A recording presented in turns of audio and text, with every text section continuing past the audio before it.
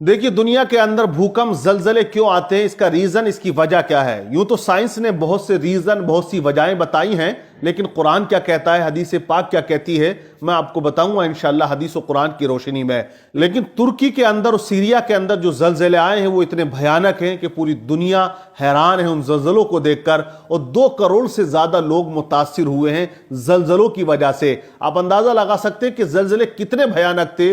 1700 से ज्यादा बड़ी बड़ी इमारतें, बड़े बड़े बंगले, बड़ी बड़ी बिल्डिंगें वो मुनहदिम हो चुकी हैं, वो रेत के मानिंद जो है जमीन बोस हो चुकी हैं। तो इतने भयानक जलजले हैं। लेकिन दोनों मुल्कों की बात करें तो एक रिपोर्ट के मुताबिक 11,000 से ज्यादा इमारतें गिर चुकी हैं, मुनहदिम हो चुकी हैं, जमीन बोस हो चुकी हैं, क्योंकि जलजले इतने भयानक थे। और जो बिल्डिंगें खड़ी रह गई उनकी कोई दीवार या कोई कोना या उनकी बुनियाद कमजोर हो चुकी है, जो रहने के लायक नहीं है। अब इस बात से आप अंदाजा लगा सकते हैं कि वहां बर्फ गिर रही है, पारा बिल्कुल माइनस में जा चुका है, 0 पॉइंट है, और भयानक सर्दी का मौसम है। नीचे जमीन हिल रही है, ऊपर आसमान बर्फ बरसा रहा है। तो ऐसी भयानक सूरत हाल में वो छोटे छोटे बच्चे, वो औरतें, वो बूढ़े, क्या होगा उनका हाल, क्या गुजर रही होगी उनके दिलों पर, जिनके अपने दुनिया से जा चुके हैं। कुछ ऐसे जिनके लाशों पर रोने वाला अब कोई बचा नहीं है, वो दुनिया से, उनका तमाम परिवार खत्म हो चुका है, उनकी नस्लें तबाह हो चुकी हैं, तमाम के तमाम जो है वो इस दुनिया से कूच कर चुके हैं। ये भयानक तस्वीर है। लेकिन इस भयानक वक्त में, खतरनाक वक्त में तुर्की का साथ देने के लिए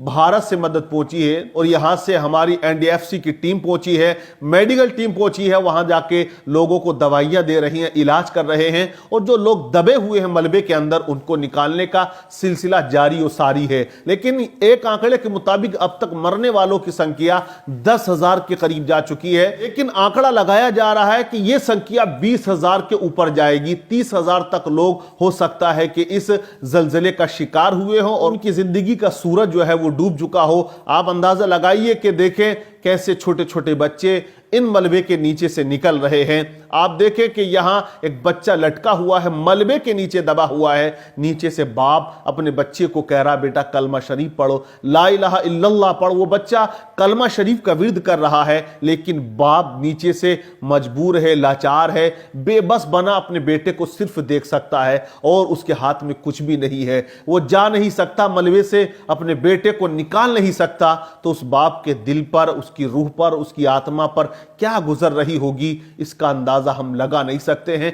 इसको हम अपने अल्फाजों में बयान नहीं कर सकते हैं। ये भयानक तस्वीरें हैं। एक मां है जो बच्चे को मलबे के नीचे जन्म देती है, लेकिन वो खुद मौत को अपने गले लगा लेती है, यानी कि इंतकाल हो जाता है, लेकिन बच्चा सही सलामत निकलता है। बच्चा जो है वो बिल्कुल नॉर्मल होता है। ये अल्लाह की कुदरत है। ये मलबे के अंदर आप देख रहे हैं बच्चे दबे हुए हैं, और वहीं से ये फरियाद कर रहे हैं, हमें आप निकाल लें, हम कभी कोई गलत काम नहीं करेंगे। और भी ऐसी वीडियोज हैं जिन्हें देखकर दिल कांप रहा है, रूह कांप रही है, भयानक मंजर वहां नजर आता है। लेकिन मैं आपको बताऊं ये जलजले आते क्यों हैं, रीजन क्या है। पहले भी जलजले आए, जी हां, पहले भी बड़े भयानक जलजले आए। दुनिया का चौथा सबसे बड़ा जलजला 2001 में आया था, जो पाकिस्तान में आया था, और वहां पर भी बहुत भयानक तबाही हुई थी। उसके बाद 2005 में नेपाल के अंदर भी जलजला आया था, वहां भी बहुत से लोग जो है जलजले में उनकी मौत हो जाती है। अब तक एक रिपोर्ट के मुताबिक जलजलों की वजह से मरने वालों की तादाद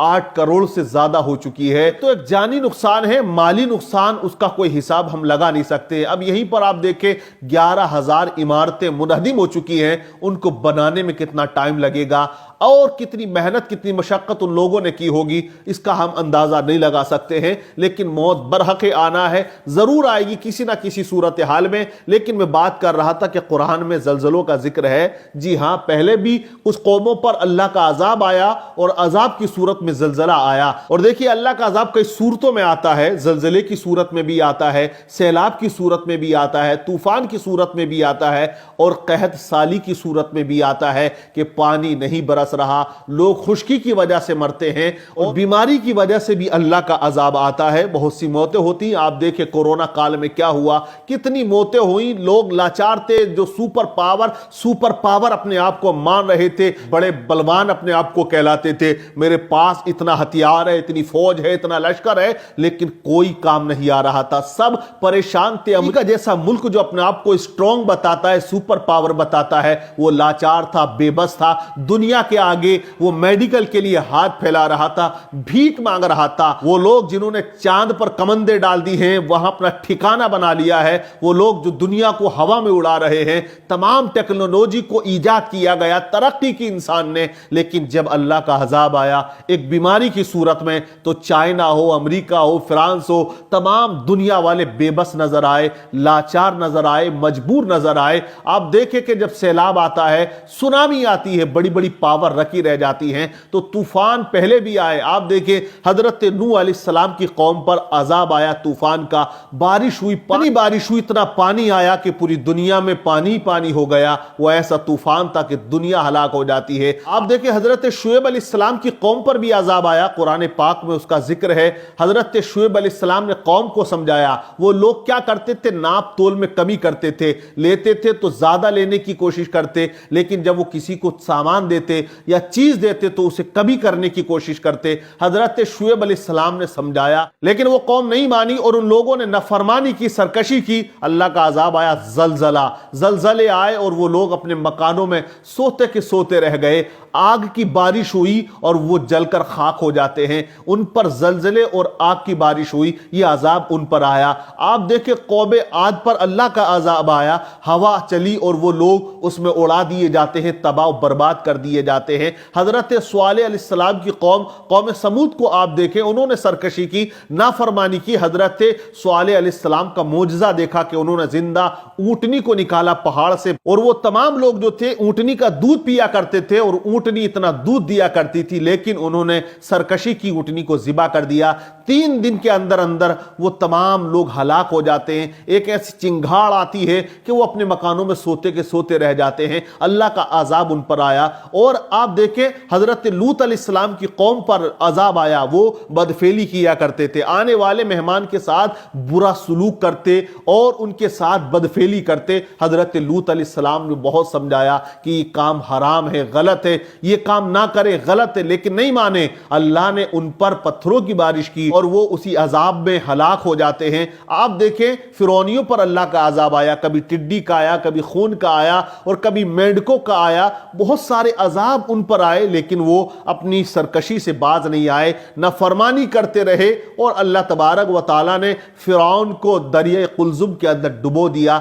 जब उसने इस अजाब को देखा, जब मरने लगा, तब फिरौन ईमान लेकर आ रहा था, लेकिन नज़ा के वक्त ईमान लाना किसी काम का नहीं होता है। फिरौन कहने लगा मैं ईमान लाता हूं मूसा और हारून के रब पर, लेकिन उस वक्त का ईमान जो था वो उसके लिए नफा बख्श ना हुआ, क्योंकि पहले तमाम मोजज़ों को देखकर वो ईमान ना लाया। तो तमाम कौमों का जिक्र कुरान के अंदर है और उनके अजाब का भी जिक्र है। अल्लाह तबारक व तआला ने उनको हलाक कर दिया। लेकिन आज उम्मत मुहम्मदिया पर अजाब क्यों नहीं आ रहा है? आप देखें हमारे अंदर ऐसा कौन सा गुनाह है जो मौजूद नहीं है? झूठ, गीबत, चुगली, हर एक गुनाह के अंदर लोग आपको मिल जाएंगे। तमाम बुराइयां हमारे अंदर हैं, नाप तोल में कमी, ये तमाम लोगों के अंदर आप देखें, दुकानदारों के अंदर मौजूद मिलेगी। लेकिन वजह क्या है? हम पर क्यों पत्थर नहीं बरस रहे? तो कुरान ने कहा वमा कान अल्लाहु लियुअज़्ज़िबहुम व अंत फीहिम, ए महबूब तुम इनमें मौजूद हो, इसलिए इन पर अजाब नहीं आ रहा है। इसीलिए कहा कि खाक हम में कोई कमाल रखा है,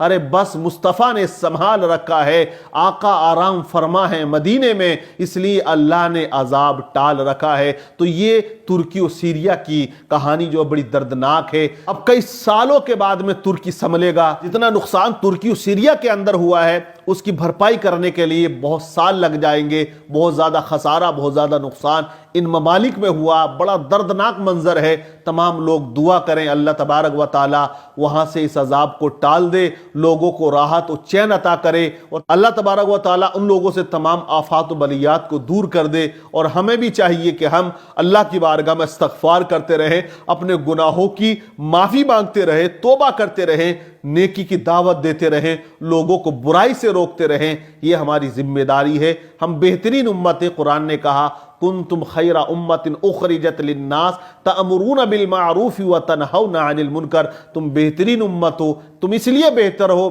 جو تم لوگوں کو برائی سے روکتے ہو اور بھلائی کی دعوت دیتے ہو۔ تو آج ہمارے اندر بھی بہت سے گناہ ہیں، بہت سی برائیاں ہیں، ہمیں بھی اللہ تعالیٰ تمام برے کاموں سے بچنے کی توفیق عطا فرمائے، عمل صالح کی توفیق عطا فرمائے۔